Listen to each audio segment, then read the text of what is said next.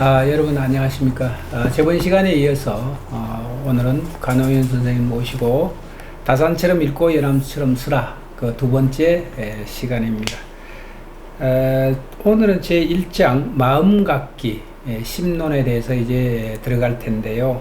여기 조금 그 부연해서 제가 좀 설명을 드리면 그 글쓰기는 집짓기와 유사하다. 연암과 다산이 글목수되어 독자에게 글쓰기와 집짓기를 길라잡이 한다. 집 지으려면 집터부터 찾아야 한다. 내가 살고 이웃이 살 집터기에 마음가짐이 중요하다. 글쓰기는 글쓰려는 마음 자세 없이는 쓸 수 없다. 이렇게 해서 이제 조금 풀어서 설명을 해 놓으셨습니다. 자, 거기에 이제 우리 제1개 소단적시라고 하는 말씀으로부터 시작을 하겠습니다. 참 우리가 선생님 뭐 보면 우리가 콤플렉스가 좀 있습니다. 왜냐하면 언어에 대한 콤플렉스, 영어에 대한 콤플렉스가 있고 그 다음에 한자에 대한 콤플렉스를 우리는 현대인들이 갖거든요.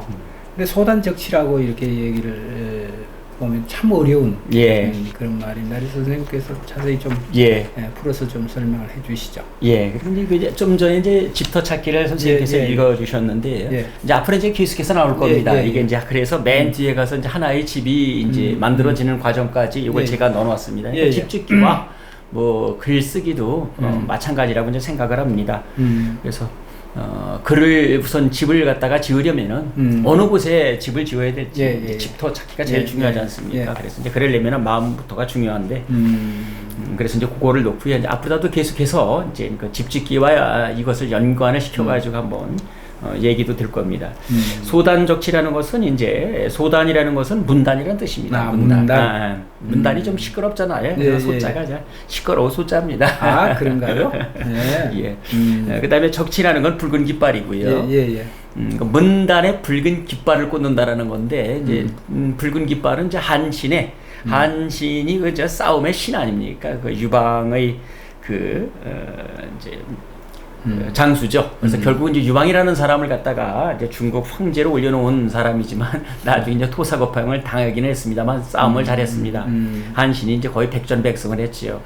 그래가지고 한신의 깃발에 붉은 깃발이 이어서 전쟁에서의 승리라는 의미를 가지고 있습니다. 그러니까 문단에서의 승리 이런 뜻인데 연암의 이제 처남인 이재성이라는 사람이 있습니다. 중존 이제 이재성인데 그 사람이 이 과문 그러니까 과거 시험에 합격한 사람들의 답안지를 모아놨어요. 그래가지고 그것을 묶어가지고 어찌 됐건 승리한 거 아니냐. 그래서 소단적치라고 했습니다. 소단적치라고 해서 이제 그걸 묶은 거예요. 과거 시험 합격 답안지를. 그래서 여기에 이제 글을 좀 써달라.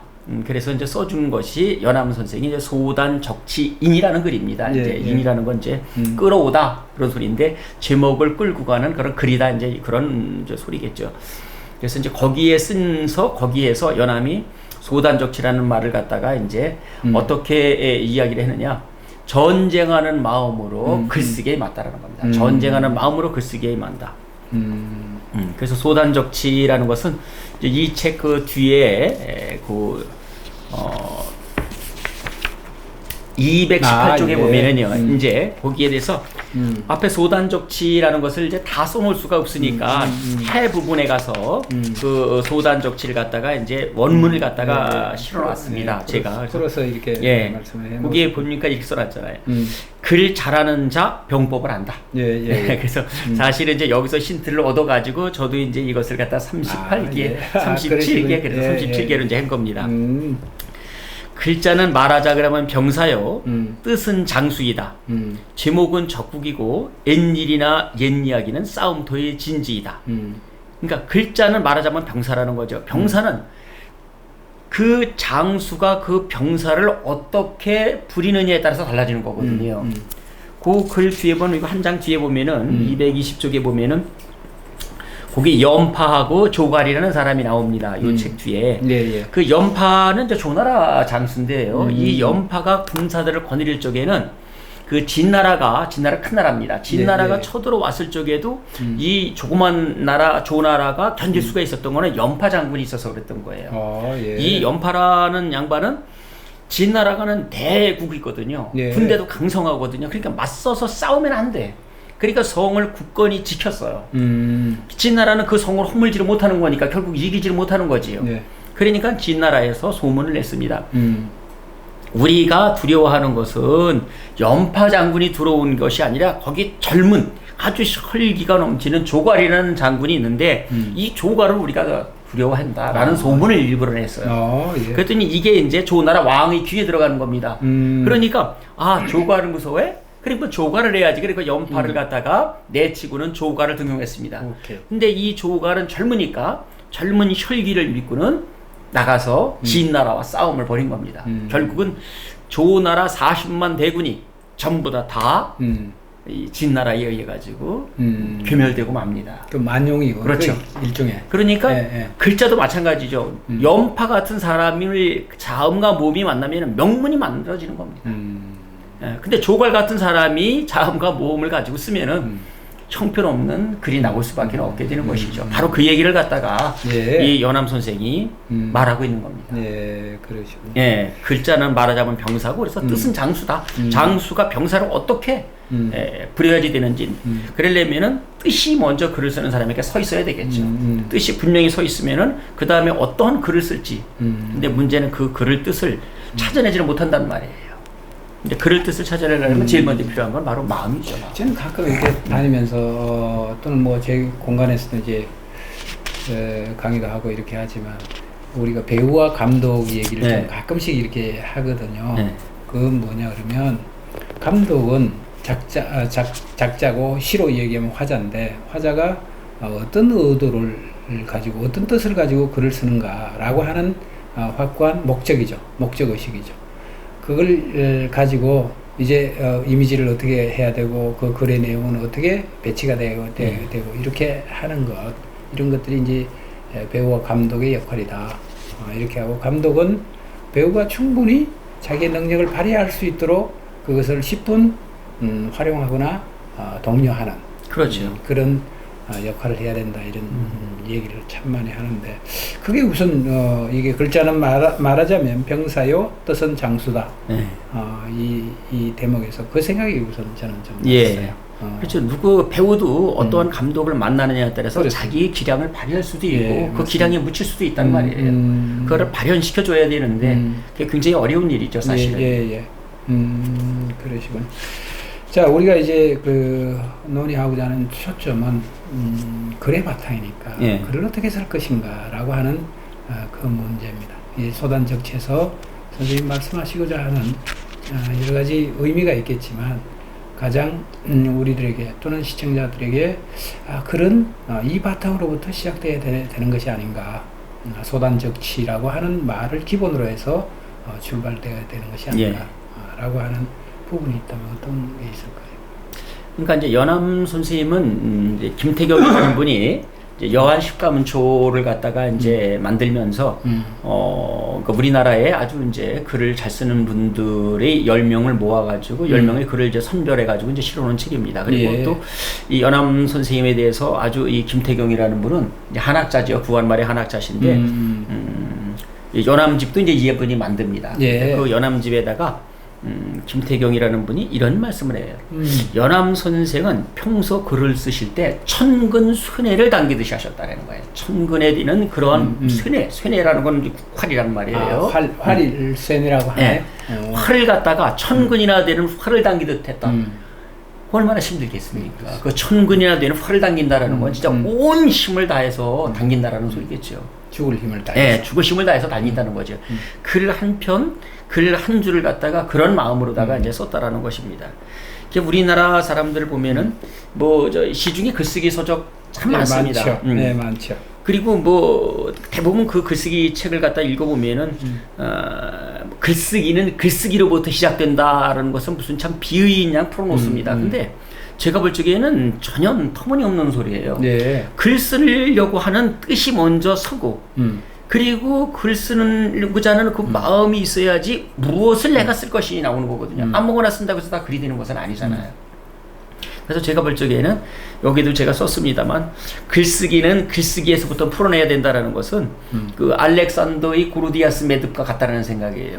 제가 볼 적에는 알렉산더가 고르디아스의 매듭을 갖다가 칼로다가 탁 쳐가지고 풀었다 그래야 되는데 그건 풀어진 건 아니죠. 매듭은 그대로 있죠.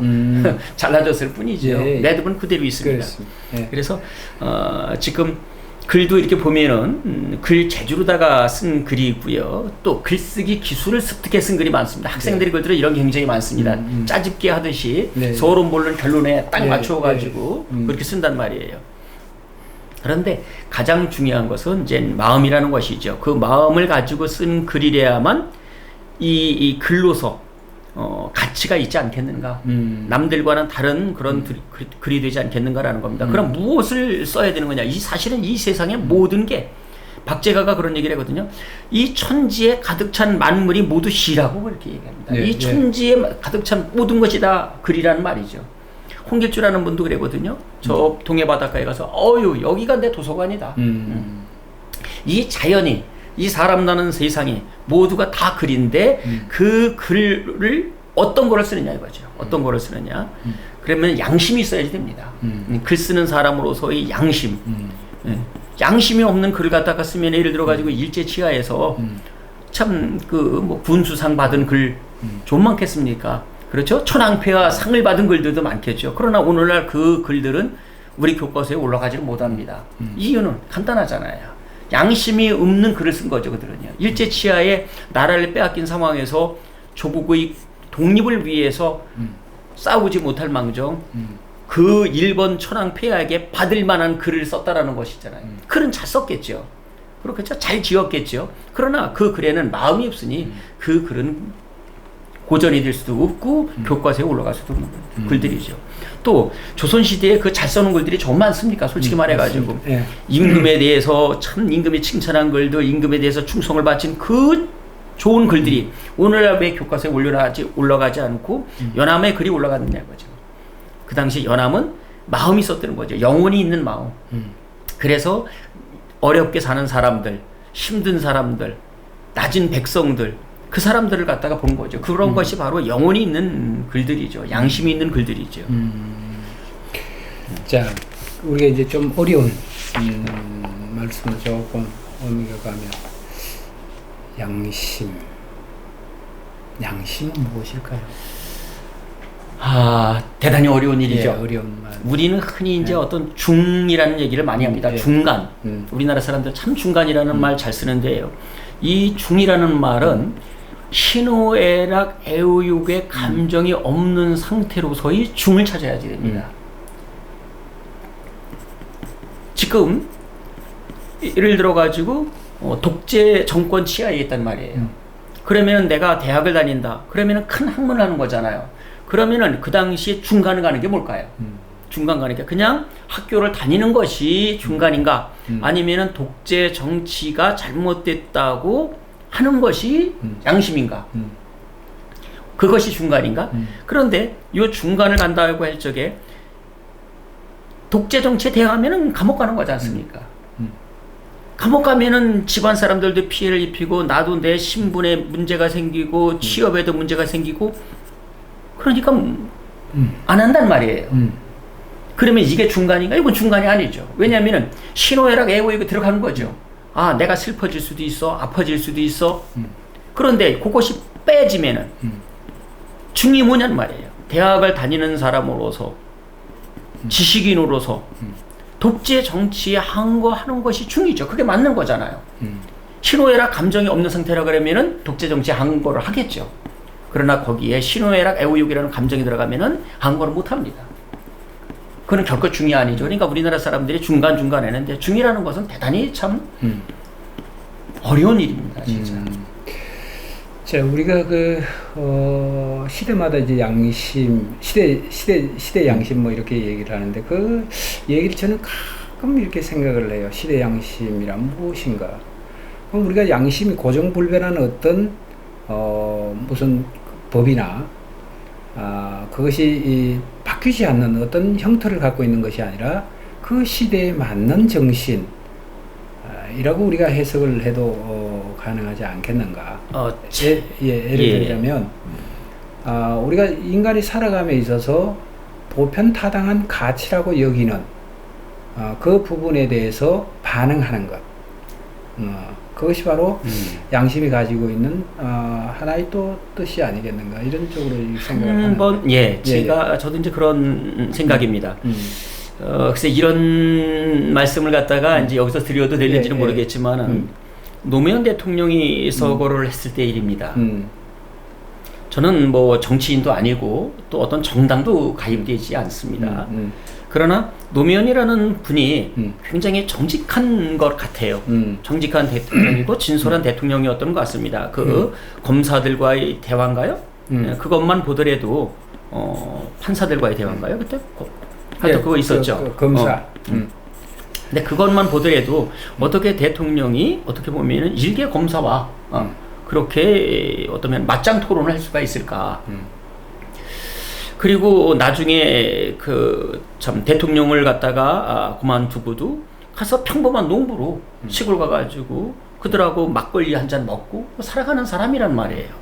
그런데 그분에게 어떠한 그러한 나중에 그것이 뭐 정치적인 보복인지 뭔지는 잘은 모르겠습니다만 어찌됐건 가해지는 것은 굉장히 난폭한 정권의 한 행동이었다고 생각을 합니다.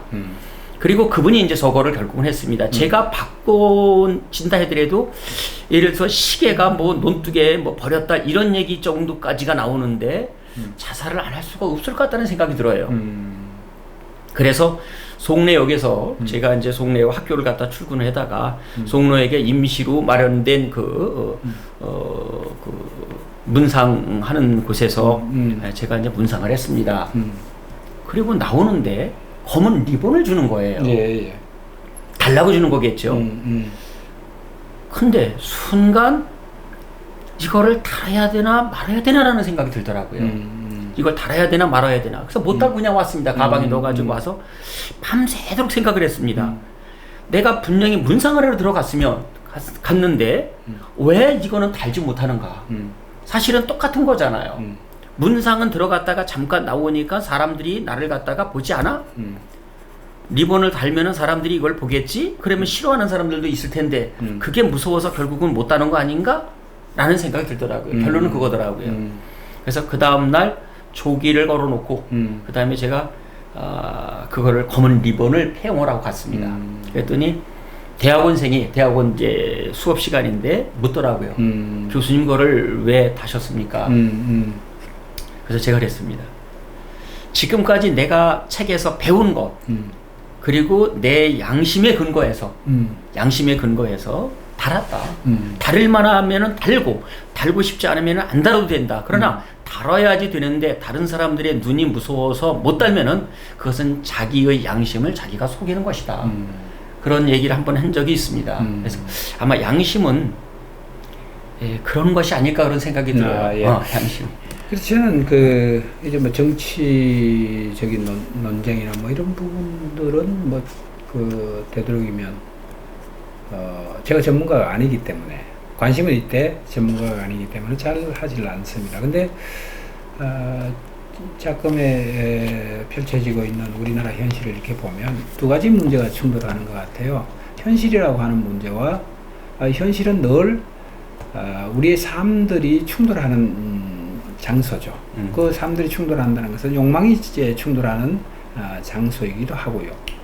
근데 그 현실은 정치는 그 현실을 어떻게 조율하는가에 대한 문제라고 저는 그렇게 생각을 합니다. 그래서 우리 글 쓰는 입장에서는 이상주의자가 될 수 있죠. 글 쓰는 입장에서는 누구나가 다 자기가 추구하고자 하는 그 세계관을 글로서 일종의 이상적인 공간을 만들 수 있습니다. 그런데 정치란 것은 늘 생물과 같아서 현실과 결부된 그런 문제입니다. 그래서 그렇다면 정치인의 이상과 현실이란 무엇인가, 글 쓰는 사람의 이상과 현실이란 또한 무엇인가라고 하는 부분들을 이렇게 고민을 하게 됩니다. 그래서 너무 제가 바라볼 때는 그렇습니다. 정치인들은 너무 이상주의적이 되면 역설적으로 얘기해서 그가 지향하고자 하는 세계가 가장 이상적인 국가지만 반면에 그 이상적인 국가의 이념이죠. 그 이념으로 인해서 민중들의 삶이 오히려 힘들어지는 것이 아닌가 이런 쪽으로 좀 생각을 해보게 됩니다. 이 얘기는 무슨 얘기냐면 우리 노무현 대통령 이제 얘기를 하셔서 저는 그분이 이게 정치를 행하거나 잘했다 못했다 이런 평가는 제가 감히 할 수가 없고요. 다만 그분을 들여다볼 때 그런 생각을 했습니다. 노무현은 과연 정치인인가 이상주의자인가? 이상주의자인가? 물론 우리 민중들에게는 그 이상이라고 하는 부분은 꿈이죠. 이제 그런 부분들에 대한 충족감은 좋다. 근데 현실이라고 하는 이 욕망의 문제를 그분은 과연 어떻게 관통해 갔는가라고 하는 문제는 조금 요즘 이제 유보 상태에서 제가 이제 들여다보고 있습니다. 그래서 뭐 노무현 얘기뿐만 아니라 지금 현 정권도 마찬가지고요. 전 정권도 마찬가지입니다. 누구나가 다 권력에 대한 욕망, 그것을 선점하고자 하는 그 투쟁은 있죠. 근데 거기는 반드시 무엇이 바탕이 되냐면 민이라고 하는 백성이라고 하는 그 부분이 바탕이 돼서 우리들에게 유기적으로 그것이 조율이 돼야 된다라고 하는 문제는 아마 제가 이제 조금 더 공부를 하게 되면 얘기를 좀 해볼 겁니다. 근데 어쨌거나 오늘 이제 앞으로 우리가 얘기해야 될 부분들이 바로 이제 이 지점이단 말이죠. 이 지점입니다. 그래서 이 지점에서 글쓰기가 어떤 방향으로 나가야 될 것인가 라고 하는 문제, 그 다음에 양심이라고 하는 문제와 가장 결부돼서 내 글은 한마디로 축약을 하면 부끄럽지 않는 글이 돼야 된다. 그럼 부끄럽지 않다는 게 뭐냐 도대체. 이제 이 얘기를 앞으로 좀 펼쳐 나가고자 합니다. 지금 이제 어떤 이제 현실과 이상, 글쓰기가 이상적인 것이 아니냐라고 이제 선생님께서 말씀하셨는데, 제가 아는 지금 이 책에 들어있는 글들은 이상적인 글들은 한 편도 없습니다. 전부 다 현실 직시하는 글들입니다. 다 현실. 이태준 선생은 이제 문장 강화에서 이런 얘기를 해요. 글은 아무리 소품이든 대작이든 마치 개미면 개미, 호랑이면 호랑이처럼 머리가 있고 꼬리가 있는 일종의 생명체기를 요구한다. 그러니까 쭉 생명체라는 거는 현실을 살아간다라는 거거든요. 그러니까 현실을 사는 사람으로서 현실을 보지 못하면 그건 글이 아니라고 저는 생각을 합니다. 일제치하에 목적문화, 우리가 지금 교과서에서 배울 쪽에는 일제치하에는 카프, 조선 프롤레타리아 노동예술가 동맹에서 사람들이 지은 이마라든지 뭐 이런 사람들이 지은 그런 그 목적문학. 목적문학은 예술성이 없어가지고 작품으로서의 결여가 되어 있다. 예술성이 그렇게 얘기를 국문학사에서 했고 사실은 배웠습니다. 그러나 그 당시 순수 문학을 한 사람들의 글이 그럼 과연 그것은 문학이냐 이 말이죠. 현실과 유리된 글이 그것은 제가 볼 적에는 글로서는 사람 삶과 관련이 없는 글인데 그것이 무슨 어떠면은 글로서의 가치가 있겠는가. 글을 왜 쓰는가라고 했을 적에는 물론 아름다움은 있습니다. 쾌락을 추구하는 것도 있지만 현실을 떠난 쾌락이라는 것도 존재하기는 어렵지 않습니까? 현실을 직시하고 현실을 볼 수 있는 글들. 그래서 그 현실을 갖다가 바꾸어 보고 미래로 나아갈 수 있게끔 하는 것이 어떠면은 글 쓰는 사람으로서 작가로서의 마음이 아닌가. 한시도 그러니까 글쓰기는 글 쓰는 사람으로서 현실은 유리되면은 안 되는 것이죠. 저는 이제 뭐 선생님 말씀도 동의도 하고요. 근데 또 한편으로 생각을 하면 이렇게 이제 우리가 좀 들여다봐야 되지 않겠는가. 우리가 뭔가를 선다는 것, 말한다는 것은 그것이 가지고 있는 어떤 의미는 대상에 대한 자기의 주관성이죠. 그럼 그 대상이 없으면 글을 쓸 이유도 없고요. 그 다음에 이상주의니 뭐니 하는 그 논의조차도 공허해지는 거죠. 그래서 우리가 이상이라고 하는 문제는 무슨 뜬구름을 잡는 듯한 그런 얘기가 아니라 현실을 바탕으로 해서 우리가 당위적으로 당위성이죠. 우리가 지향해 가야 되는 어떤 가치라고 하는 그 부분들을 현실이라고 하는 부분들을 완전히 도외시해서 노래를 하는 것이 아니라 현실은 어차피 우리는 갈등 관계에 있고 욕망에 대한 문제가 있고 고통스럽고 시련입니다. 늘 산다는 문제는 그 산다는 문제를 그 고통을 어떻게 하면 더 가치적인 문제로 환원할 것인가 라고 하는 그것이 저는 이상이다. 뭐 이런 쪽으로 이 얘기를 좀 드리고 싶은데. 예. 그러니까 사실 이제 여기에 있는 글들은요.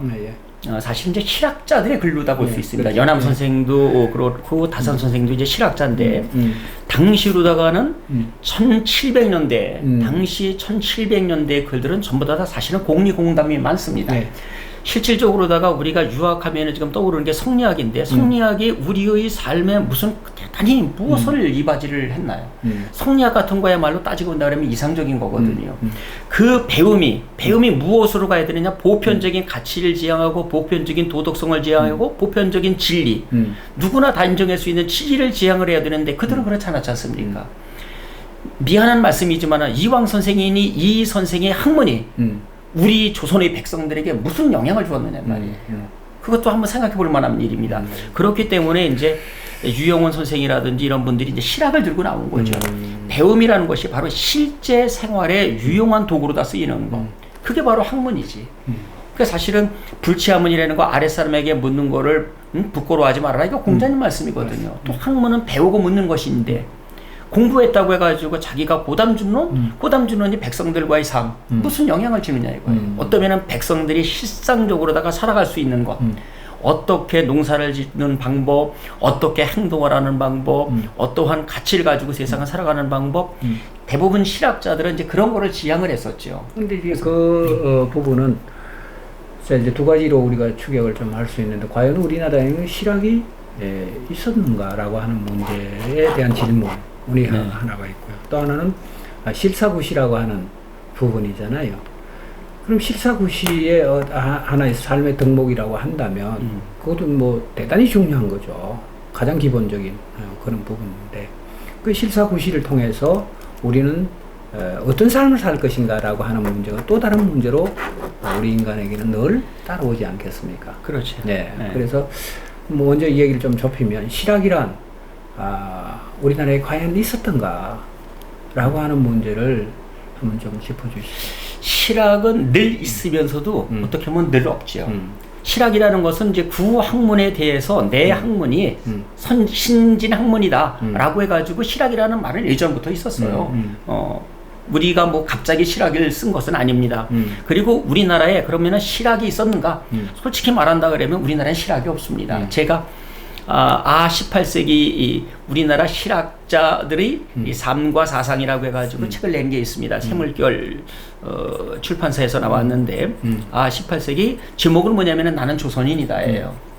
그 실학자들은 이제 연암을 위시해가지고 담원 홍대용이라든지 뭐 송호 이익 선생이라 해가지고 한 15명을 갖다가 쭉 제가 책을 읽어보니까 그것을 꿰뚫는 것은 나는 조선인이다. 나는 나다. 나는 나다를 갖다가 찾았더라고요. 그리고 나는 나대를 찾으니까 이제 백성들이 보이고 그랬었던 거지요. 글을 갖다가 그러니까 글이 자연히 그렇게 갈 수밖에 없는 거예요. 농업에 대한 책이라든지 경제에 대한 책이라든지 삶에 대한 책이라든지 도덕에 대한 책이라든지 이런 것이죠. 그리고 실학 그럼 파가 있었냐? 실학파도 없었죠. 그들 몇 년만이 진짜 실학이라는 것을 했지. 이 실학이 만약에 조선 후기에 지금 우리가 연구되는 것처럼 실학파가 대단히 어떠한 힘을 가지고 있었다 그러면은 조선이라는 나라는 달라졌겠죠. 그러나 실학파들이라는 거는 그 당시로 따진다 그러면 아웃사이더죠. 실학파도 없었고 실학을 하는 사람들이 그저 몇몇 그들끼리만이 동지처럼 모여서 학문적으로다가 같은 생각을 갖다가 공유했었던 것이죠. 그리고 이건 뭐 이제 조선시대 일제치하에 들어와서 이제 학술적으로다가 실학파라는 것을 명명을 만들어낸 거죠.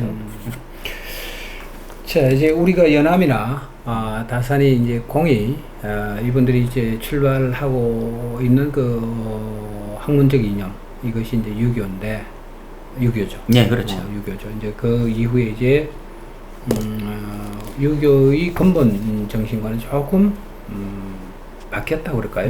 진로가 좀 바뀌었다. 그건 뭐냐? 유교가 아까 이제 선생님 말씀하신 것처럼 공리주의적인 목적을 상실했다고 할까요? 그렇죠. 네. 그런 부분들을 상실했기 때문에 이 연안과 다산이 이제 민중성이라고 하는 그 피폐성을 들여다보면서 우리들에게 전달을 하고자 하는 뜻이죠. 뭘 어떻게 해야 된다, 삶은 어떻게 해야 된다라고 하는 문제를 이 두 분이 이제 말씀을 하신 걸로 그렇게 아는데, 어쨌거나 이 얘기는 다시 뒤집어서 생각하면 아마 우리 인간들이, 백성들이 살아가는 그 현실은 굉장히 피폐했고 메말라 있었다. 또한 그 원인이 이제 사죠. 지배계층들의 착취입니다. 이런 것들이 지배계층들이 가지고 있는 그 정신이 일단 부패하니 당연히 민중들의 삶은 피폐해질 수밖에 없다라고 하는 그 결론을 도출을 할 수 있겠습니다. 그래서 그 와중에 이제 다산 선생님, 그 다음에 연암 선생님이 그야말로 피를 토하는 심정으로 시대를 관통해 가셨다. 그렇게 우리가 볼 수 있고요. 그 부분, 그 두 분들이, 또는 그 많은 그 학자들이, 그 시대를 살아갔던 학자들이 아마 공감을 하고 걸어가셨을 텐데, 그 부분을 오늘날 다시 우리 간호영 선생님은 재연을, 또는 독자들에게 다시 한 번 더 강조를 하고 말씀하시는 것이 아닌가. 예, 그렇습니다. 예. 매천 그 황현 선생이 이제 나라가 이제 멸망을 했을 적이에요. 그 황현 선생이 어떻게 이제 유학을 한 분 아닙니까? 공부를 한 분인데 이걸 어떻게 내가 살아야 되나? 절명시라고 하는. 그렇죠. 예, 지금 그 얘기를 지금 하려고 했는데 절명시를 짓지 않습니까? 그 절명시 세 번째 내구를 짓는데, 절명시 그 내구를 짓는데 세 번째, 그러니까 네 장을 짓는데 세 번째 장, 네 번째 구에 식자인으로서, 글자를 아는 사람으로서, 난자인간 식자인이라 식자인으로서 세상 살아가는 게 참으로 너무 어렵다. 뭘 절명시를 갖다가 참 이제 아편을 놓고는 자기의 목숨을 끊는데 목숨 끊기가 어려우신 거예요. 그런데 내가 배우지 않았으면 목숨 끊지 않아도 되는데, 배웠으니 부끄럽단 말이에요. 이 부끄러운 나라에서 내가 참 독립운동을 하지는 못하고 있는데, 내 나이가 벌써 55인데 하지는 못하고, 이러지도 저러지도 못하니 내가 이 부끄러운 나라에서 살 수는 없고 목숨을 끊자고 하니, 그때 황현 선생이 그런 말씀을 하시지 않습니까? 글을 쓴다라는 거, 글을 배운다라는 거, 학문을 한다라는 거는 부끄러움을 아는 거예요. 네, 부끄러움을 아는 겁니다. 신라가 강성한 이유는, 신라가 전쟁을 갖다가 하기 위해서 뭐 무술 훈련을 시켜가지고 신라가 통일한 것이 아니라, 아마 이게 굉장히 큰 힘이 되지 않았을까 생각을 합니다. 그 강수라는 분이 그 당시에 어떤 교육부 장관쯤 되는 그런 역할을 하셨는데, 전 신라인의 염치 교육화를 갖다가 하셨다는 분이다. 염치, 부끄러움을 알아라. 그렇지. 부끄러움만 알면은, 내가 부끄러움만 알면은 그런 나라가 얼마나 강하겠습니까? 다른 나라가 쳐들어와? 그러면은 옆에 있는 돌쇠 나가는데 내가 안 나갈 수는 없지 않습니까? 부끄러움만 안다 그러면. 저는 학교도 어떤 피상적인 그런 교육을 시킬 것이 아니라, 뭐 참 삶을 위하여 이런 것이 아니라 그냥 부끄러움만 아는 학생, 이렇게만 만들어주면은 그 학생은 학생으로서 내가 최선을 다해서 공부를 해야 되는데 공부 안 하면 내가 부끄럽구나 하면은 공부할 거 아니겠습니까? 그것이 바로 어떠면은 우리나라의 국력이 되지 않을까, 나 그런 생각을 합니다. 그래서 선생님 말씀 들으니까요, 문득 그런 생각이 납니다. 자, 이 시대는 부끄러움을 상실한 시대다. 그래서 이렇게 혼란스럽고, 그렇죠. 이렇게 힘들고 하는 게 아닌가. 왜냐하면 부끄러움을 알면 나의 행동에 제어가 있을 테고, 당연하죠. 그죠? 그럼 나의 삶의 절제성이 있을 테고, 이런 것들이 있을 텐데, 이 부끄러움을 잃어버린 시대는 무한한 욕망의 확장이죠. 그렇죠. 욕망의 확장이죠. 그러다 보니까 이 욕망과 욕망들끼리 부딪히는 거잖아요. 그래서 그렇죠. 이 시대가 이렇게 혼탁스럽고 혼란한 것이 아닌가. 이런 생각은. 예, 저도 그렇게 생각합니다. 갑자기 뻥 이렇게 한 말씀을 하셔서. 그러니까 그 부끄러움이라는 것은 사실은 우리 인간이 가져야 될 보편적인 가치잖아요. 맞습니다. 네, 그런데 맞습니다. 그것이 아무것도 아닌 것이 아니라 진짜 우리의 삶을 지탱해 줄 수 있는 동력이 될 수도 있는 거죠. 좋습니다. 자, 오늘 그 첫 시간에 너무 이게 뭐 제가 들이대서 죄송합니다만은 이제 이런 얘기가 앞으로 이제 펼쳐져 갈 테고요. 또 저 사실 살아가면서 이런 얘기를 좀 궁금합니다. 식자들은 어떻게 생각하나 이 시대를. 그 다음에 식자들의 의식은 무엇인가라고 하는 부분들이 사실이 또 궁금하거든요.